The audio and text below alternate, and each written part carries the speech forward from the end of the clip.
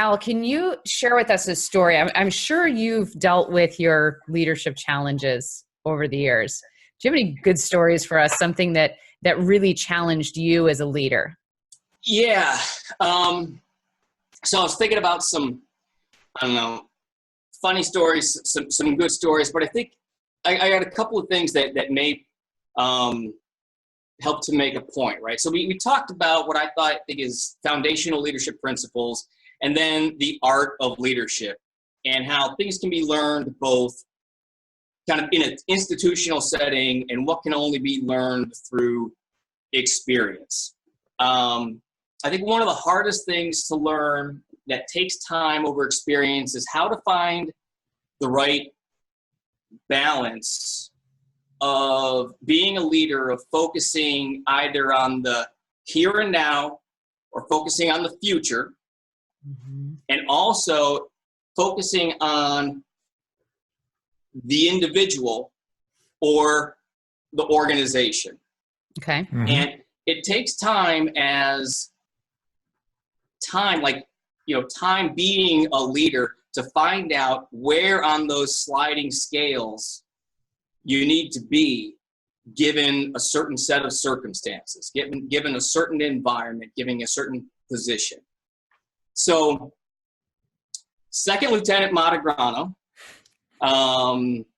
this makes it either 1991 to 1993. I can't tell you when. It's probably like 1992. Stationed at Fort Rucker, Alabama, after growing up in Chicago and going to school in New York, kind of a fish out of water, doing the best I can. A platoon leader of a heavy equipment platoon in a combat construction unit.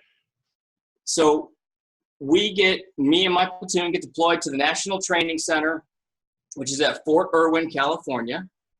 And that is where the Army trains and exercises large-scale force-on-force type of operations. It's called the National Training Center. And I was there with my platoon, and our mission was for the day that this story takes place, was to help set the defense. So I'm a combat engineer. I've got things like bulldozers and bucket loaders and backhoes. We are setting the defense. So we're building obstacles, and we're building fighting positions, and we're digging fighting positions, and we're doing that all day in support of a maneuver task force for the next day's battle that is supposed to be played out. Okay. Out there all day, working. Second Lieutenant Mategrano, I'm everywhere, right? So I'm supervising the digging of a tank ditch. I'm supervising the installation of a wire obstacle. Everything looks perfect. It's great.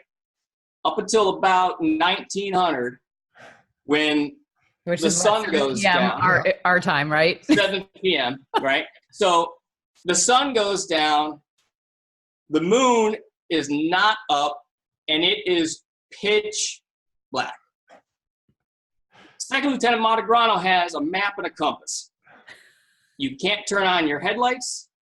Second Lieutenant Mategrano is the stereotypical lost lieutenant.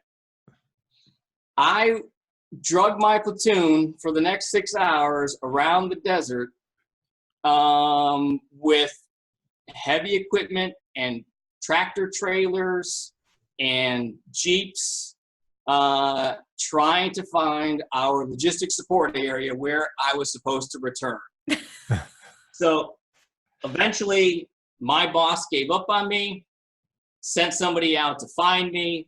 I get led back to the LSA, tail between my legs, typical lost lieutenant. So I lost track of the difference between the now and the future, and the individual versus the organization. So I told you the story. It's obvious what I should have been doing is leaving the installation, the building, the digging up to my squad leaders and team leaders. Mm-hmm. I should have been making plans for the next 12, 24 hours. All right.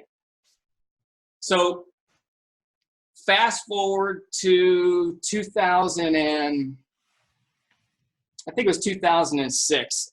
I was in Afghanistan, Major Mategrano now. I'm in Afghanistan as part of a combat engineer task force called Task Force Eagle. I had the cool call sign of Eagle 3. I was the operations officer for this task force. I got the mission to take one company and a portion of the battalion staff, so probably about 130, 140, on a separate mission down to a place called Tarankot, Afghanistan. I don't recommend it as the place to go visit, vacation. It's in Kandahar province. And our mission was to clear the roads of improvised explosive devices so that we could provide freedom of maneuver, freedom of movement to some special forces units and some provincial reconstruction teams that were down in that southern part of Afghanistan. So I like to think that I kind of learned my lessons, right? And I did to a certain extent, right? So I knew that it was way more important to me to be looking at the next 24, 48 hours of every day that came around than to be making sure that my sappers were clearing the roads of IEDs properly. They knew how to do that. Their lieutenants knew how to do that, and their captain knew how to do that. I needed to make sure that I had the broad perspective of the entire picture of what was going on in the region, that I was coordinating with the provincial reconstruction team and the special forces teams that we were supporting. I needed to be in touch with the local Afghan population so that, you know, our mission came off well, right? So, but it's really easy to get drawn in to the individual and the now, especially in a combat situation, because it's hard to ignore what these, you know, young men and women are doing. And you kind of want to be there with them, and you want to be there to help supervise and protect. And you want to be in the now, right? I mean, but you have to know what your job is at any given time. And so, I mean, it's a long way to get to my point of experience matters. You have to go through these leadership challenges and these leadership failures to learn, so that when it really matters, I mean, there's a reason why they let lieutenants get lost at the National Training Center, right? So that Major Mategrano doesn't get people lost in Kandahar province. Yeah.